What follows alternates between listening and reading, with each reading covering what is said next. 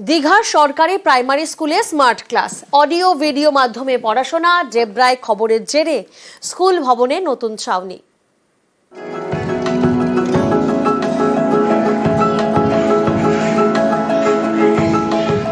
পূর্ব মেদিনীপুর ও পশ্চিম মেদিনীপুর দুই জেলার দুই সরকারি স্কুলে উন্নয়নের ছবি। পশ্চিম মেদিনীপুরে নিউজ 18 বাংলার খবরের জের।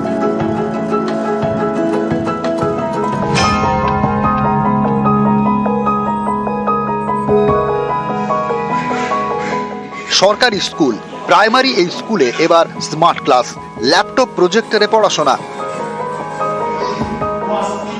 পূর্ব মেদিনীপুরের দীঘার মির্জাপুর, এখানে রয়েছে মির্জাপুর প্রাথমিক স্কুল। পড়ুয়া 85, শিক্ষকের সংখ্যা 3। শুক্রবার এই স্কুলে চালু হয়েছে স্মার্ট ক্লাস, কেনা হয়েছে ল্যাপটপ প্রজেক্টর, রয়েছে ইন্টারনেট পরিষেবা। এসবের সাহায্য নিয়ে অডিও ভিডিও মাধ্যমে পড়াশোনা। আজকে কোন বিষয়ে বোঝানো হবে?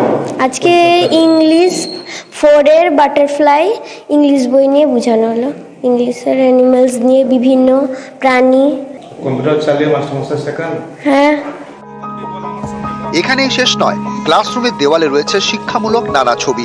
ভবিষ্যতের জন্য থাকছে আরো পরিকল্পনা, চালু হবে ডিজিটাল অ্যাটেন্ডেন্স।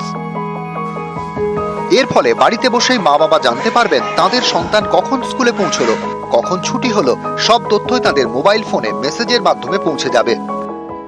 এবার স্মার্ট ক্লাসের মাধ্যমে আমরা বাচ্চাদের অডিও ভিজুয়ালের মাধ্যমে তাদের চ্যাপ্টার ওয়াইজ, যেগুলো তাদের ভয় ভীতি লাগবে, আমরা চ্যাপ্টার ওয়াইজ আমরা অডিও ভিজুয়ালের মাধ্যমে ডিজিটাল ক্লাসরুমের মাধ্যমে বাচ্চাদের আরও আনন্দদায়ক পরিবেশে আমরা পাঠদান করব। বাচ্চাদের মধ্যে একটা উন্মাদনা সৃষ্টি হয়েছে, তারা একটু, এবং গ্রামবাসীর মধ্যেও অভিভাবক অভিভাবিকার মধ্যেও উন্মাদনা সৃষ্টি হয়েছে। ওরা চাইছে বাচ্চাদেরকে আরও পাঠাবে এবং বিদ্যালয়ের সাথে ওরা সহযোগিতা করবে। সমস্ত স্কুলে এখনো চালু হয়নি, কিন্তু পশ্চিমবঙ্গ সরকারের আস্তে আস্তে বিভিন্ন জায়গায় স্মার্ট ক্লাসরুম চালু করছে।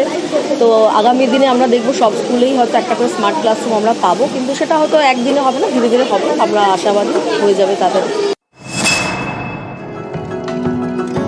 নিউজ 18 বাংলার খবরের জের। ডেবরার সরকারি স্কুল ভবন পেল নতুন ছাউনি। টিনটা ছিল আগে, সেটা এতটাই ভাঙা অবস্থা ছিল, যখন বৃষ্টি হতো মানে এইগুলো সব মানে জলে ভর্তি হয়ে যেত, তখন প্রচন্ড কষ্ট হতো। এখন কি অবস্থা? এখন ভালো। পশ্চিম মেদিনীপুরের ডেবরার দুর্লভজং প্রাথমিক বিদ্যালয়, গত অগস্ট মাসে এই স্কুলেরই করুণ দশা দেখানো হয় নিউজ 18 বাংলায়। ভাঙাচোরা ছাউনির জেরে দুর্ভোগ পোহাতে হচ্ছিল এই স্কুলের 100-র বেশি পড়ুয়াকে। বৃষ্টি হলেই ক্লাসরুমে জল পড়তো।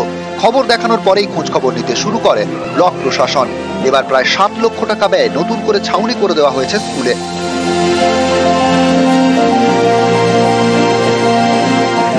দেড় বছর ধরে বৃষ্টির ছাউনিটা খুবই খারাপ অবস্থায় ছিল। বৃষ্টি পড়তো, বিডিও সাহেব যথাযোগ্য পদক্ষেপ নিয়েছেন এবং কাজও করেছেন।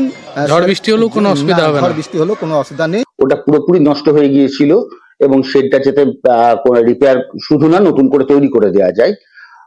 তা এই ব্যাপারটা আলটিমেটলি করতে পেরে বেসিক্যালি খুব ভালো লাগছে যে পুরো সেটটা আমরা ব্লক প্রশাসনের পক্ষ থেকে করে দিতে পেরেছি। দীঘা থেকে পঙ্কজ দাশরথী এবং ডেবরা থেকে দিগ্বিজয় মাহালি, নিউজ 18 বাংলা।